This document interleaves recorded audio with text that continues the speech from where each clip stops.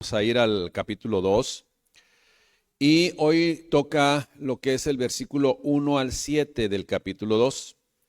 Y acuérdese que la palabra Apocalipsis hace referencia a revelación, a descubrir, a mostrar, a destapar.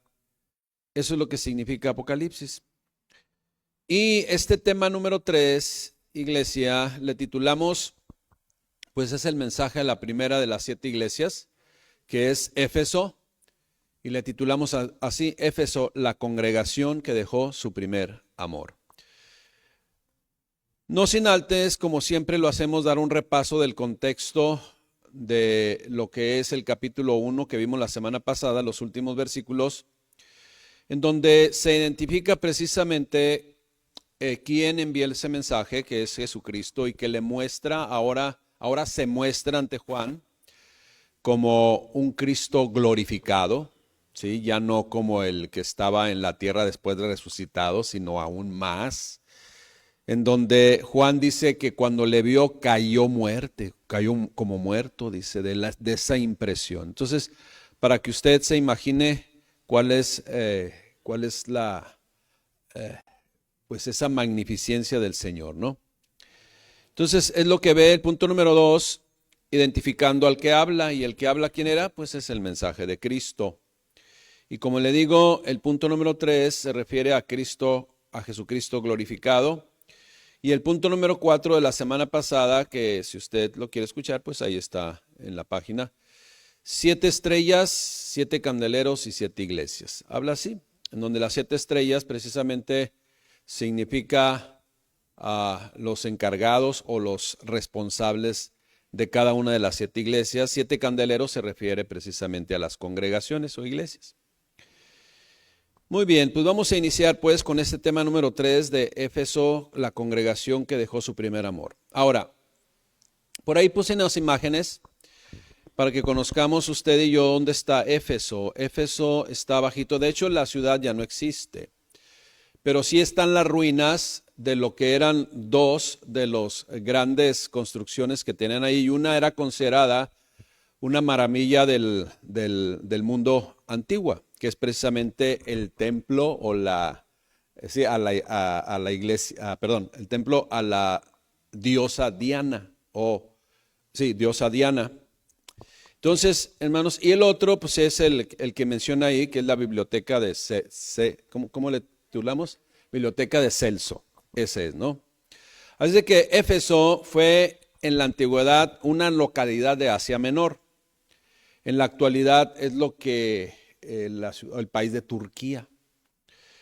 Fue una de las 12 ciudades jónicas a orillas del mar Egeo, situada entre el extremo del norte de Panayırdak, el antiguo monte Pion, así le conocían, y la desembocadura del río Caistro, y tenía un puerto llamado Panormo. Precisamente una de las características de las ciudades de mayor riesgo y tentaciones eran los puertos, donde había mucho comercio, había mucha pues población, tanto local como fluctuante, que llegaba e iba, ¿no? Entonces, al igual que Corinto, ¿no? Actualmente vemos ahí sus ruinas, que son hoy ya un atractivo turístico, en donde se encuentran también las ruinas del templo a Diana. Esas son. Si usted ve, pues está ahí la imagen antigua, que es el blanco que está ahí al centro, y hoy solamente se ven esas 2 columnas, fíjese, de lo que era y de lo que es. Así está, y se ha transformado solamente pues en un lugar turístico. Ahí es donde estaba sentada precisamente la congregación en Éfeso, en ese lugar. Y para conocer un poquito más del mensaje de esta iglesia y del contexto que estaba viviendo la iglesia, pues iniciamos con el punto número 1, que precisamente el punto número 1 es la iglesia de Éfeso. Dice Apocalipsis capítulo 2, versículo 1. Escribe al ángel, compréndase al responsable de esa congregación, escribe al ángel de la iglesia en Éfeso. ¿Quién es el que envía este mensaje? El que tiene las 7 estrellas en su diestra, el que anda en medio de los 7 candeleros de oro, dice esto. Ahora, Cuando menciona estas frases, el que anda en medio de los 7 candeleros de oro y el que tiene las estrellas, las 7 estrellas en su diestra, habla precisamente de la absoluta autoridad de Cristo. ¿Sí? De la absoluta autoridad o autoridad absoluta de Cristo. Quien usted y yo nos identificamos ya, quien es claramente quien da este mensaje y dirige este mensaje al responsable de la iglesia. Quien tendrá a su vez pues esa responsabilidad de compartir esto a cada uno de los creyentes congregados en Éfeso en los años 90 después de Cristo. Pero que es un mensaje para toda la iglesia. Acuérdese que en las semanas anteriores el número 7 significa perfección, ¿sí? Y significa plenitud, o sea, es para todos. Prácticamente es un mensaje para todas las iglesias, las congregaciones en toda la historia, incluyendo la historia de hoy. La iglesia de Éfeso fue fundada durante el segundo viaje misionero del apóstol Pablo. Eso lo podemos ver en Hechos capítulo 20, en donde precisamente se da testimonio de que el apóstol Pablo en Éfeso fue perseguido. No sé si usted se acuerda que en el entorno de cuando apedrearon a Pablo y que pensaron que estaba muerto, gritaban, ¿verdad?, cuando se estaba predicando la palabra de Dios y que estaba en contra de sus actividades o de sus costumbres paganas, que era adorar a Diana de los Efesios, y empezaron a gritar, ¿no? Diana de los Efesios, usted se acuerda ahí en el libro de los Hechos. Entonces, ahí se da testimonio de que el apóstol Pablo fue perseguido, apedreado por denunciar lo incorrecto o por predicar el mensaje de la palabra de Dios que saca a flote la mentira. Eso es. Y por toda la historia siempre va a ser lo mismo, ¿no? El apóstol, pues, ya había advertido de la condición que se daría precisamente considerando actitudes totalmente incorrectas delante de Dios. De ahí usted y yo recordamos que en el libro o la carta a los Efesios habla de la armadura de Dios. O sea, ¿para qué? Para podéis estar listos, firmes, ¿sí?, contra las acechanzas del diablo, dice. Éfeso era una de las congregaciones a las cuales, o una de las congregaciones, sí, junto con otras 5, a las cuales se les dice arrepiéntete. Junto con otras 5. Esta ciudad, pues, tenía prácticas de un paganismo, de una idolatría totalmente marcadas. Ciudades, pues, con prácticas idólatras en todos los sentidos, en todos los sentidos. Cuidado, pues, que hoy en día hay mucho de eso. Hoy en día hay mucha superstición. La gente le gusta traer sus amuletos o sus objetos milagrosos que los venden en diferentes tiendas, sí, en diferentes lugares. Y la gente tiene mucha afición actualmente a ello. Bueno, pues era el contexto también de Éfeso. Ahora, ¿por qué Dios no está de acuerdo de ello? Porque todo eso aleja de Dios, hermanos. Todo eso aleja de Dios. No olvidemos que nada ni nadie puede o debe tomar el lugar de Dios. Porque algo que toma el lugar de Dios, hermanos, hermanas, pues quiere decir que tiene más peso y tiene más autoridad en nuestra vida que Dios mismo. Entonces tengamos cuidado en dónde está nuestro corazón. Ahora, el que tiene las estrellas en su mano, dice aquí, el que tiene las estrellas en su mano, ¿qué son las estrellas? Bueno, las estrellas se le puede denominar los responsables, los pastores, los ministros de cada una de esas congregaciones que son las 7 iglesias, ¿no? Haciendo referencia, pues, que siempre, cuando dice el que tiene las estrellas en su mano, hace referencia, pues, a que todos los ministros, pastores, responsables de cada una de las congregaciones deben estar sujetos siempre al pastor de pastores. Eso es lo que significa que están en su mano. Él es el que tiene la autoridad. Y luego no solamente narra esto, sino que dice, se pasea en medio de los candeleros, o sea, por las iglesias de todo el mundo. Él es el Señor. Él está en control de todo. Él es el soberano, ¿sí? Entonces estamos pues iniciando con esa congregación que estaba en la ciudad de Éfeso y acuérdense que hace una ruta, ¿no? La ruta de Éfeso, Esmirna, Pérgamo, Tiatira, Sardis, Filadelfia y Laodicea por último. Y es una ruta en donde había un camino. Ahora, punto número 1 pues, el punto número 1 le titulamos la iglesia de Éfeso y ya describimos un poquito acerca del contexto de esta congregación que estaba en Éfeso y qué entorno estaba viviendo. El punto número 2 hace énfasis que las obras nos salvan. Las obras nos salvan. ¿En qué sentido hace el énfasis y remarca el mensaje a esta congregación? Las obras nos salvan. Le dice Apocalipsis 2:2. Yo conozco tus obras. Ahora, ¿quién es el que conoce las obras? Pues Jesucristo es el que está enviando el mensaje. Yo conozco tus obras y tu arduo trabajo.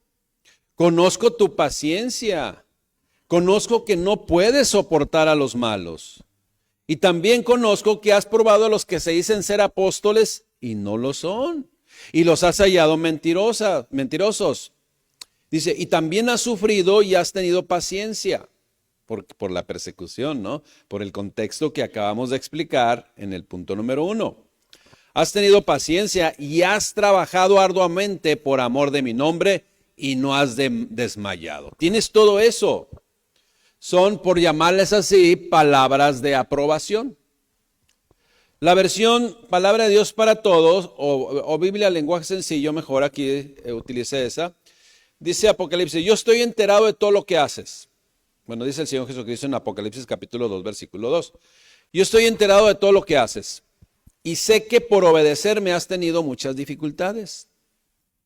También sé que las has soportado con mucha paciencia y que rechazas a los malvados. Has puesto a prueba a los que no son apóstoles, pero dicen serlo. Y has demostrado que son unos mentirosos. Has sido paciente y por obedecerme, por mantenerte en el camino, has sufrido mucho. Pero aún así, no te has cansado de obedecerme. Y todo esto es excelente. ¿Es necesario estar activo en el servicio de Dios? ¿Cuál es la respuesta? Pues sí. ¿Es necesario aborrecer la maldad? Pues claro que sí. ¿Es necesario tener discernimiento espiritual para detectar a los falsos? Claro que sí. ¿Es necesario e indispensable estar fortalecidos en Dios? Pues claro que sí.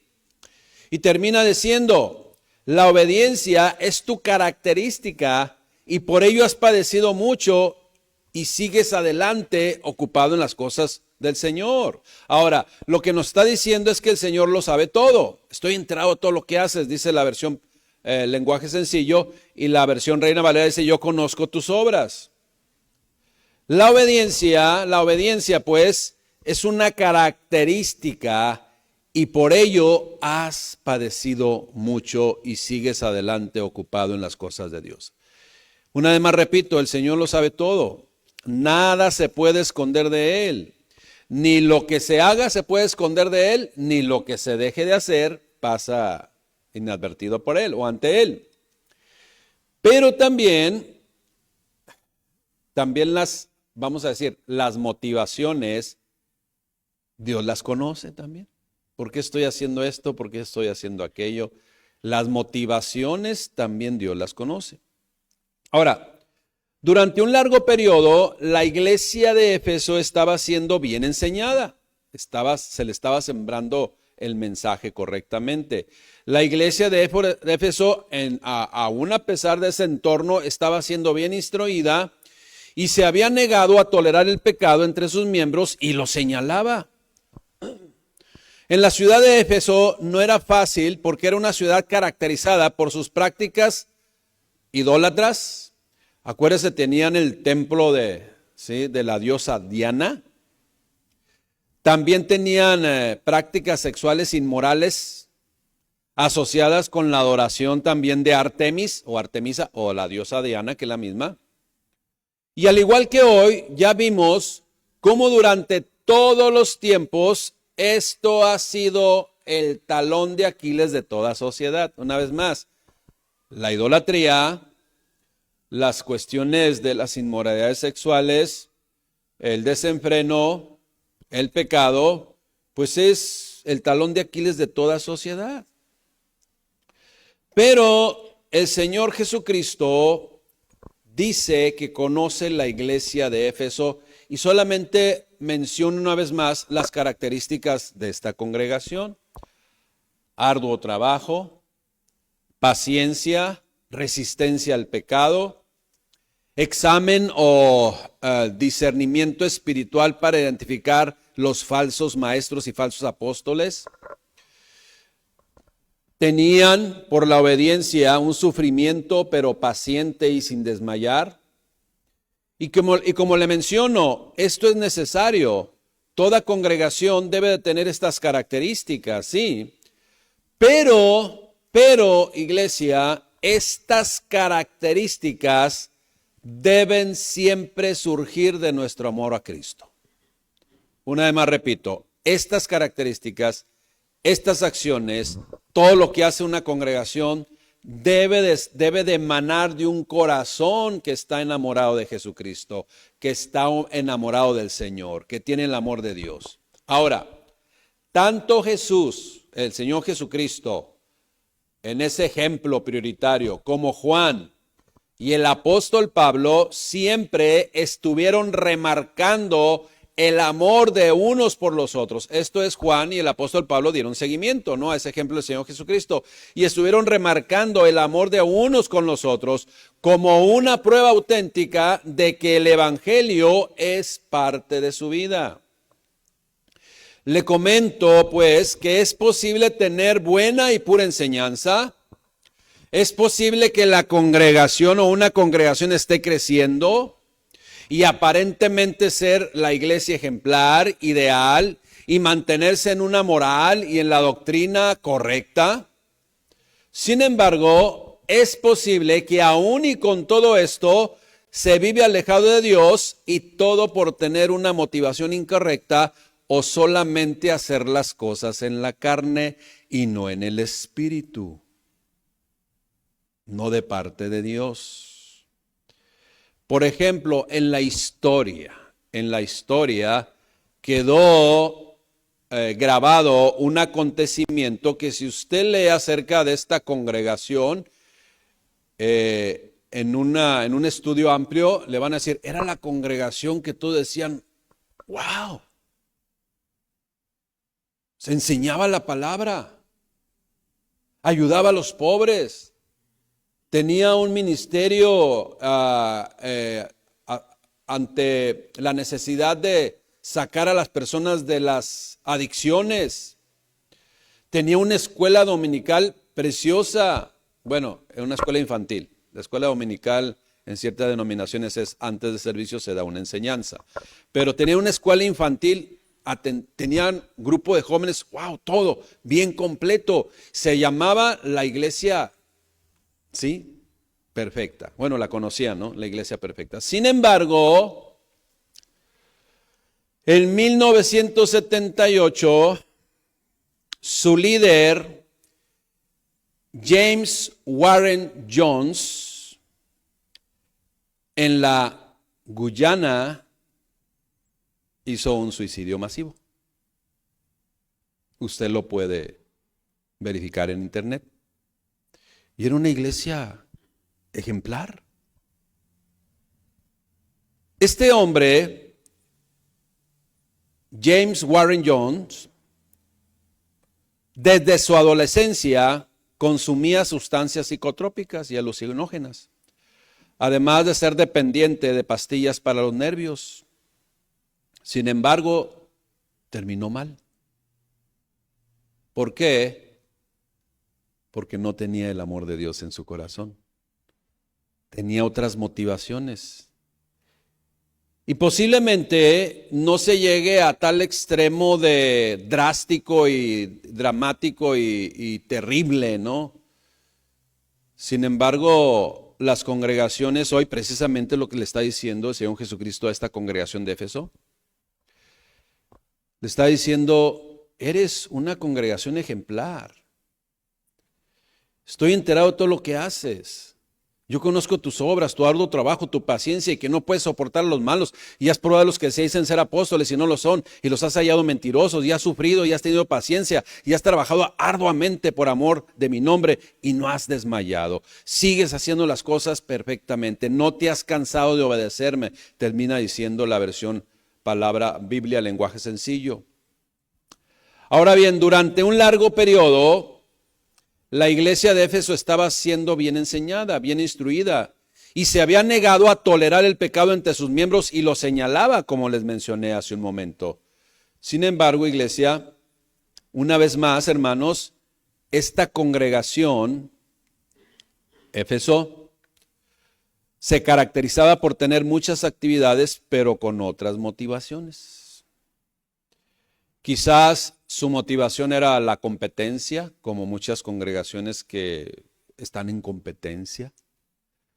Quizás andan buscando logros personales, las personas una proyección, motivaciones diferentes a lo que se debe de tener como iglesia de Dios. Pero eso es precisamente lo que el Señor menciona a continuación. ¿Sabes? Todo lo que estás haciendo, para mí llegan como trapos de inmundicia. ¿Por qué? Porque has dejado tu primer amor. Porque ya no te mueve el amor de Dios con todo lo que estás haciendo. Solamente es actividad tras actividad tras actividad, sin sentido, sin pasión, sin un propósito 100% espiritual. Y precisamente el punto número 3 es, ¿y el amor de Dios? Por eso se hacen barbaridades, hermanos. Por eso suceden barbaridades en la historia. Y sucedieron barbaridades en la historia de la iglesia y siguen sucediendo barbaridades porque ya no está el amor de Dios. En apariencia sí, pero de fondo no. Hay otras motivaciones. Punto número 3, pregunta, ¿y el amor de Dios dónde quedó? Precisamente lo que le dice en Apocalipsis 2:4, hermanos, esto tiene un impacto espiritual grande, iglesia. Es algo muy serio a considerar. Pero tengo contra ti que has dejado tu primer amor. Recuerda, por tanto, de dónde has caído y arrepiéntete. Y haz las primeras obras, pues si no, escuche bien las consecuencias, pues si no, vendré pronto a ti y quitaré tu candelero de su lugar. Pues no, que no se puede, pues. ¿Qué es quitar el candelero de su lugar? Ya no va a ser iglesia mía. Ya no vas a ser congregación de Cristo aunque tengas una bandera allá afuera de Cristo. Pues si no, vendré pronto a ti y quitaré tu candelero de su lugar si no te hubieres arrepentido. Pablo, pues, pero en este caso, bueno, también Pablo, si leemos la carta a los Efesios, en 1:15, Pablo había elogiado a la iglesia de Éfeso por su amor a Dios, obviamente, ¿no? Y a los demás también. Eso lo podemos ver en Efesios 1:15. Pero muchos de los fundadores, ya cuando el apóstol Juan estaba en la isla de Patmos, ya habían muerto. Y la segunda generación de creyentes, acuérdense, ya estaba en el año 90 aproximadamente después de Cristo. Y la segunda generación de creyentes, había perdido su fervor espiritual. Era una iglesia muy activa, sí. Y sus miembros hacían mucho en beneficio propio y de la comunidad, sí. Pero con motivos equivocados, disfrazados u ocultos. Hermanos, el hacer algo por Dios debe estar motivado por el amor de Dios, porque si no, no perdurará. O se van a cometer atrocidades, como esa congregación, sí, perfecta, entre comillas, pero que terminó totalmente en una tragedia. Así como un hombre y una mujer se enamoran y se casan, los nuevos creyentes deben experimentar entusiasmo cuando se dan cuenta de cuán importante es mantenerse así durante toda la vida. ¿Cuáles son los compromisos en el altar? Te amaré por siempre y para siempre durante toda la vida hasta que la muerte los separe. Y así debe ser el amor por Cristo. Es más, y debe de ir aumentando cada día. como la aurora que va, sí, aumentando. Eso es lo que dice la Escritura. Ahora bien, los recién convertidos, no sé si le pasó a usted, pero usted se acordará. Los recién convertidos tienen mucho amor por Dios, pero poco conocimiento de la palabra. Pero tienen mucho amor por Dios y poco conocimiento. Te das cuenta que no comprenden muchas cosas, pero aman a Dios.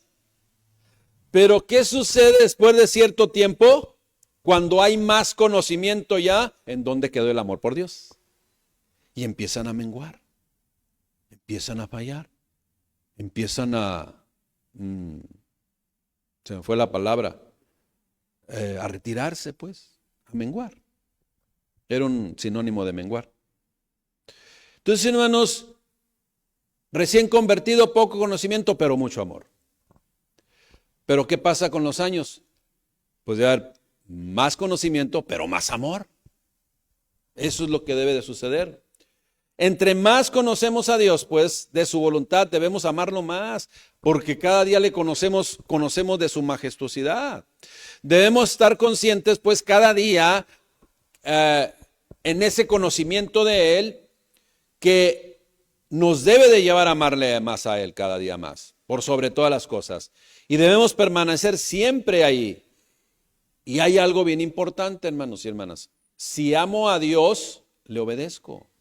Una característica principal o prueba objetiva palpable de que amo a Dios es la obediencia. La obediencia, siempre en gratitud, siempre dándole la gloria y la honra a Él.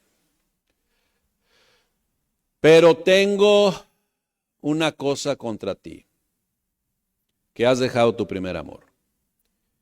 Y entonces le dice, recuerda por tanto de dónde has caído, o sea, de dónde te saqué, dice el Señor, y arrepiéntete. Y haz las primeras obras, ¿te acuerdas? Pues si no, o sea, regresa a tu primer amor. Pues si no, vendré pronto a ti y quitaré tu candelero de su lugar si no te hubieras arrepentido. Ahora, el que Jesucristo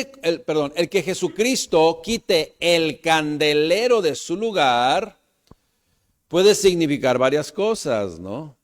Puede significar el de ser una iglesia conforme a lo establecido por Dios. Así como los candeleros de 7 brazos del templo daban luz a los sacerdotes, las iglesias o las congregaciones debían de dar luz a las comunidades vecinas. Acuérdense que es luz en las tinieblas. Un candelero no se pone y se enciende debajo de la mesa, sino para que alumbre. Pero Jesucristo les advirtió que sus luces podrían apagarse. Más aún, Él mismo, porque dice, si no vendré y quitaré el candelero. ¿Sí? O sea, Jesucristo mismo les advirtió que Él mismo podría extinguir cualquier luz que no cumpliera con su propósito. Esta iglesia, pues, debería de arrepentirse de haber dejado su primer amor y volverse al Señor. Un comentarista dice lo siguiente: en la iglesia de Éfeso, esa iglesia de Apocalipsis capítulo 2, versículos 1 al 7, el fuego de su afecto se había extinguido. El ardiente entusiasmo de sus primeros días había desaparecido. Los cristianos podían mirar atrás a mejores días cuando su amor nupcial por Cristo fluía cálido, pleno y libre. Seguían siendo sanos en doctrina y activos en el servicio, pero había desaparecido el verdadero motivo de todo servicio. El que Jesucristo quite el candelero de su lugar puede significar el dejar de ser una iglesia eficiente, y más que eso, puede dejar de ser una iglesia del Señor. Si no hay arrepentimiento. Y punto número 4, los Nicolaitas. ¿Quiénes eran esos grupos? Usted indague, investigue, escudriña quiénes eran. Hay varias opiniones acerca de los Nicolaitas. Apocalipsis 2:6 dice, pero tienes esto, que aborreces las obras de los Nicolaitas, las cuales también yo aborrezco. Ahora, lo que podemos observar aquí que primero da sus palabras de aprobación, pero le dice, pero has dejado tu primer amor. Sin embargo, retoma el punto de visualizar o remarcar o señalar o nombrar o citar una buena característica. Dice, pero tienes esto, que aborreces las obras de los nicolaítas, las cuales yo también aborrezco. El Señor, pues, no desea terminar con un reproche, sino con algo positivo y meramente alentador. El Señor Dios, pues, en este caso el Señor Jesucristo, alababa el aborrecimiento de las obras de los llamados nicolaítas, que el ángel de Éfeso tenía bien identificado. No se sabe a ciencia cierta, porque hay varias opiniones, quiénes eran los nicolaítas. Le voy a dar algunas de las opiniones a qué se refiere cuando dice tienes, pero aborreces, pero tienes esto, que aborrece las obras de los nicolaítas. Algunos mencionan, comentaristas, que se trataba de falsos cristianos que llegaran a ser los gnósticos, ¿sí? Los gnósticos. Esos gnósticos que creían que sí había venido Jesucristo en carne, pero no era santo, no era Dios. Rechazaban la deidad de Jesucristo. Bueno. Los cuales pues pretendían establecer una división del pueblo de Dios también en castas, ¿sí? Lo cual había de derivar, andando el tiempo, o sea, después de cierto tiempo, en el establecimiento de la casta sacerdotal dentro de la iglesia oficial del imperio, en este caso el imperio romano. O sea, establecer una estirpe, ¿no? Una calidad de seres humanos mayores, ¿no? Otros mencionan que el nombre nicolaita es simbólico y significa conquistar a los laicos. Aparentemente, este grupo pretendía algún tipo de superioridad que permitía la idolatría y la inmoralidad. Los nicolaitas, pues, eran creyentes que habían acomodado su fe, pues a su modo, con el propósito de disfrutar o de autorizar o aprobar algunas prácticas pecaminosas de la sociedad de Éfeso. Y eso también es muy común, hermanos. Ay, ¿qué tanto? O sea, ¿qué tiene que ver? Además ya lo aprobaron las leyes. No, pues no es acorde con la voluntad de Dios. O sea, no puedes cristianizar prácticas que no son agradables a Dios, definitivamente no. Bueno, esa era una actitud que tenían los nicolaitas. Otros más creen que el nombre de nicolaitas es el equivalente al griego de la palabra hebrea que significa los balamitas. Usted y yo sabemos que Balaam fue un profeta que indujo a los israelitas a seguir sus deseos pecaminosos. Eso lo puede usted indagar en Números 31, 15, 16.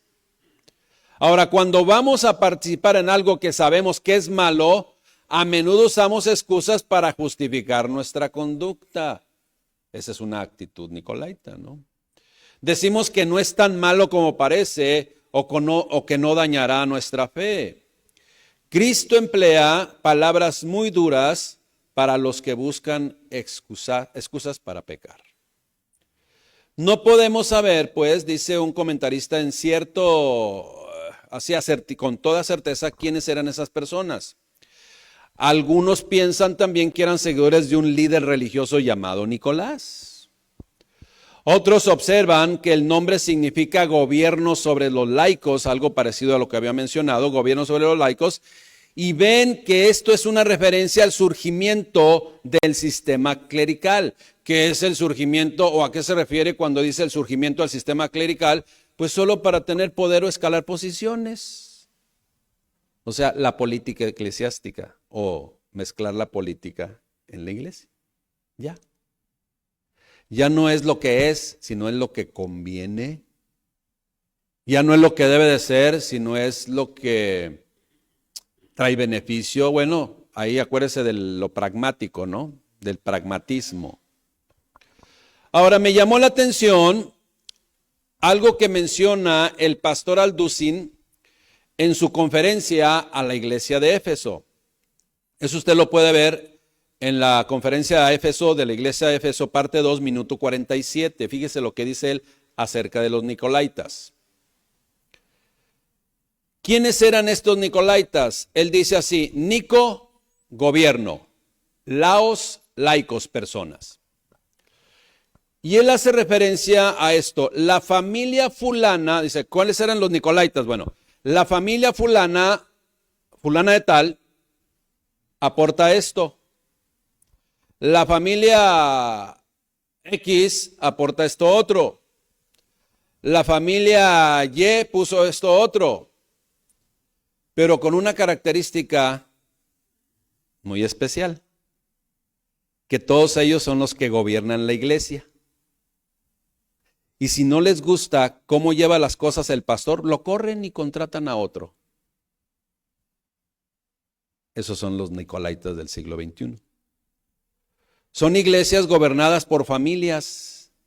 La iglesia no debe ser gobernada por familias o por los laicos. La iglesia debe ser gobernada por Dios y por el responsable que Él puso ahí, el que tiene las estrellas en su diestra, los responsables de cada iglesia. Esto pues nos debe de apercibir a nunca caer en estos engaños que tienen como común denominador hacer a un lado a Dios y establecer un sistema humano. Nada más. Punto número 5. La solución. Regresen a Cristo. Regresen a Cristo.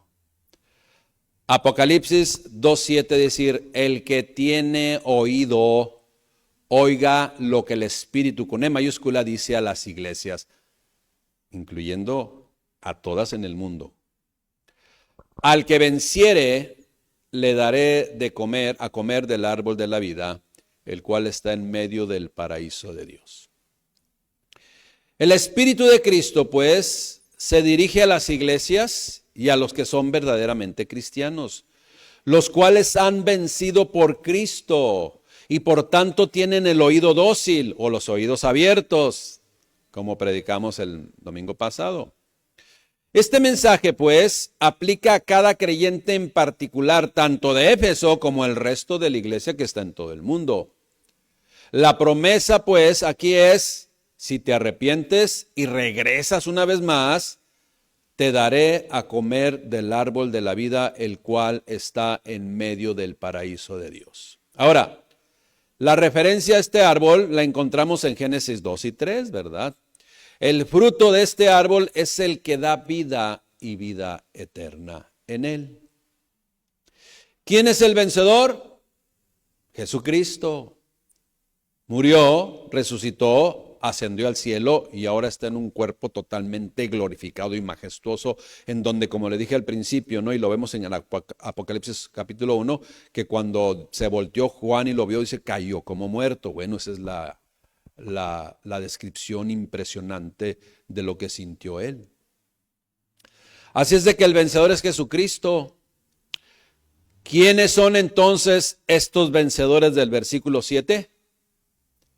Los que permanecen fieles a Cristo, que es el vencedor, hasta el final. Porque Él nos hizo ¿qué? Más que vencedores. Termino con esto, iglesia. Y con este último comentario deseo resaltar dos frases que tienen gran peso con relación a lo que maneja, el tema que maneja para la iglesia en Éfeso. Número 1, date cuenta que has dejado tu primer amor. No importa cuánto hagas, y tiene que venir aquí lo que dice, si yo hablase lenguas humanas angélicas, y empieza a dar una serie de características y de hechos y de acciones, pero si no tengo amor, nada soy. Ahora usted y yo sabemos que la carta del apóstol Juan dice que Dios es amor. O sea que si yo hago cualquier cosa y un sinnúmero de actividades en todos los aspectos, pero no tengo a Dios en mi corazón, nada sirve, son solamente obras de inmundicia, hermanos, esa es la realidad. Entonces, estas dos frases son, date cuenta que has dejado tu primer amor, por tanto, arrepiéntete, que es la segunda frase. ¿Qué es lo que debemos hacer cuando nos damos cuenta que estamos enfriando nuestro corazón, hermanos? Arrepentirnos, retomar, reconsiderar y volver a escuchar el mensaje de Cristo. Este mensaje, pues, está al alcance para todas las congregaciones en el mundo y es un llamado al arrepentimiento de no dejar de amar a Dios, sino al contrario, amar cada día más al Señor. Una vez más, repito, hermanos, conforme pasa el tiempo en nuestro caminar con el Señor Dios, debemos amarle más, porque cada día somos más conscientes de su misericordia, cada día somos más conscientes de su paciencia, cada día somos más conscientes de su consideración para con nosotros, cada día somos más conscientes del amor de Él para con nosotros, iglesia. Y hoy usted y yo podemos decir que aún en nuestra ignorancia en Él, no sé si se acuerda, cuando caminamos fuera de la cobertura de Dios, hoy usted y yo podemos decir que aún en nuestra ignorancia, en ese tiempo, ¿sí? En nuestra ignorancia de Él, Él siempre estuvo con nosotros. ¿Cuánto reconocemos eso, hermanos? Amén. Él siempre estuvo con nosotros. Hermano, aquí es donde debemos meditar, porque ese es el mensaje de la iglesia. No importa. Voy a hacer una analogía diferente. No importa cuántas Biblias tengas en tu casa. No importa qué tantas actividades tengas. Lo importante es que nos demos cuenta cada uno de nosotros cómo está hoy en día nuestro amor por Dios. Eso es lo importante. Ese es el mensaje a la iglesia de Éfeso. Y acuérdese, como le digo, hermanos, hermanas, estamos viendo el estudio de Apocalipsis de una forma, sí, edificante espiritualmente para nuestras vidas. Sí, conociendo el contexto de lo que estaba aconteciendo y de lo que el Señor Dios le está marcando, pero sí, hermanos, una aplicación 100% espiritual para nosotros. Y hoy te digo cómo está hoy en día tu amor por el Señor. Demos gracias al Padre Celestial. Padre, gracias, mi Dios, porque tu palabra es viva y eficaz.